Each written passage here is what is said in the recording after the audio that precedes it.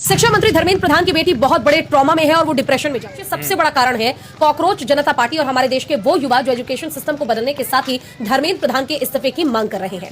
अब मामला क्या है, जो धर्मेंद्र प्रधान की बेटी है निमिषा प्रधान, वो अमेरिका के एक यूनिवर्सिटी में पढ़ती है और इन लोगों ने क्या किया, उस यूनिवर्सिटी के ऑफिशियल इंस्टाग्राम पेज पर जाकर कमेंट में धर्मेंद्र प्रधान को और निमिषा प्रधान को टैग करके उन्हें ट्रोल करना शुरू कर दिया, उल्टी सीधी बातें लिखनी शुरू कर दी। तुम्हारे बाप ने भारत को खोखला कर दिया है, एजुकेशन सिस्टम को खा गया है, तुम्हारा बाप भ्रष्टाचारी है, तुम्हारा बाप करप्ट है, तुम्हें पढ़ने का कोई अधिकार नहीं है, तुम्हारी औकात नहीं है इंडिया में पढ़ने की। अगर तुम्हारी हैसियत है तो इंडिया में आकर पढ़ो, तुम विदेश में जाकर क्यों पढ़ रहे हो? तुम बड़े बड़े मंत्रियों के बच्चे विदेश में जाकर ही क्यों पढ़ते हो? तुम्हें अपने भविष्य की पड़ी रहती है, लेकिन यहाँ के बच्चों का भविष्य बर्बाद होता जा रहा है। यहाँ तक कि अपने बाप से बोलो कि वो इस्तीफा दे दे। और जो कॉलेज का, जो यूनिवर्सिटी का ऑफिशियल पेज है, उसे टैग करके कहा गया कि निमिषा प्रधान को यूनिवर्सिटी से निकाल दिया जाए, उसे पढ़ने ना दिया जाए, उसे पढ़ने का कोई अधिकार नहीं है। और लगातार ये ट्रोलिंग एक के बाद एक की गई, जिससे तंग आकर आखिरकार निमिषा प्रधान ने अपने इंस्टाग्राम अकाउंट को डीएक्टिवेट कर दिया, बंद कर दिया।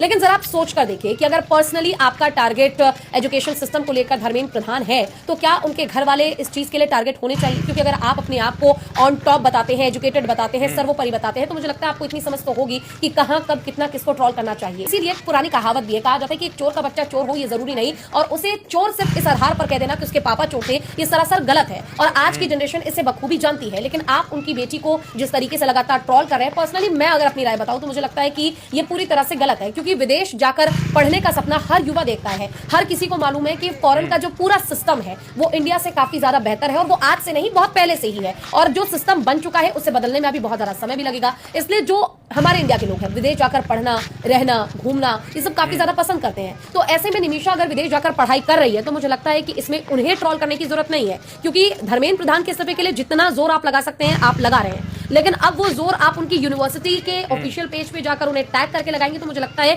कि इसमें सिर्फ और सिर्फ इंडिया की बेइज्जती है और कुछ नहीं। अब आपकी क्या राय है, कमेंट करके जरूर बताइएगा।